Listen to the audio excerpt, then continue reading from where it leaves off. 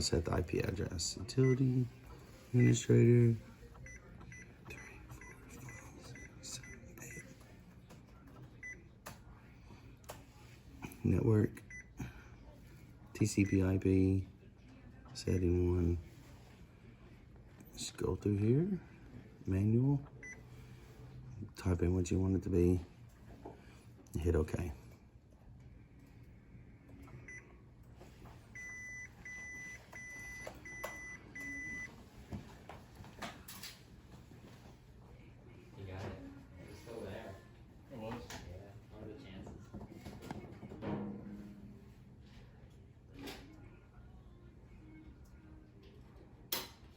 I see popping it in there now. Replacing that small electric. And then to change it back to DHCP, just go down here, hit auto, and then hit OK again. And it'll go through the process.